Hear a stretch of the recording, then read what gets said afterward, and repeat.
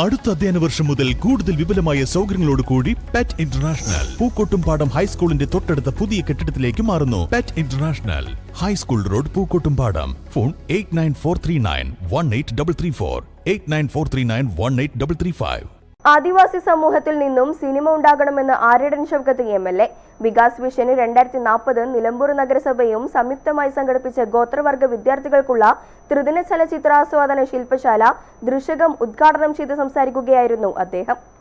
ആദിവാസി ജീവിതങ്ങളെക്കുറിച്ച് പുറത്തുള്ളവരെടുക്കുന്ന സിനിമകളാണ് നമുക്ക് മുന്നിലുള്ളത്. ഗോത്രവിഭാഗത്തിൽ നിന്നും പ്രതിഭയുള്ളവരെ കണ്ടെത്തി അവർക്ക് സിനിമയെക്കുറിച്ചുള്ള അറിവുകൾ പകർന്നു നൽകി പിന്തുണയാവുകയാണ് വികാസ് വിഷൻ എന്നും വ്യക്തമാക്കി. നിയോജക മണ്ഡലത്തിലെ വിവിധ ഉന്നതികളിൽ നിന്നുള്ള 50 ഗോത്രവിഭാഗം വിദ്യാർത്ഥികളാണ് ശില്പശാലയിൽ പങ്കെടുത്തത്. നഗരസഭാ ചെയർപേഴ്സൺ പത്മിനി ഗോപിനാഥ് അധ്യക്ഷത വഹിച്ചു.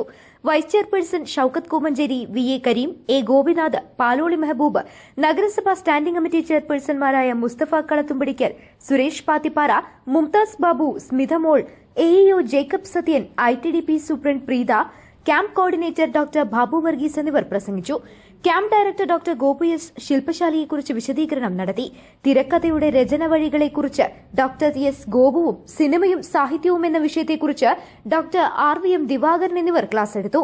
ഫാസിൽ മുഹമ്മദ് സംവിധാനം ചെയ്ത സിനിമ ഫെമിനിസ്റ്റ് ഫാത്തിമ പ്രദർശനവും നടന്നു.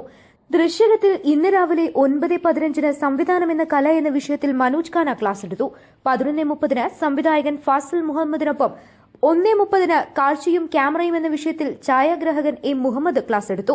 സിനിമ പാടുന്ന പാട്ടിൽ ഗായകൻ അനിൽ മങ്കട പങ്കെടുക്കും. 6:30 ചലച്ചിത്ര പ്രദർശനം. തിരക്കഥാകൃത്ത് S സുമോദ്, കലാസംവിധായകൻ ഷാജി കേശവ് എന്നിവർ പങ്കെടുക്കും. News bureau, Nilambur.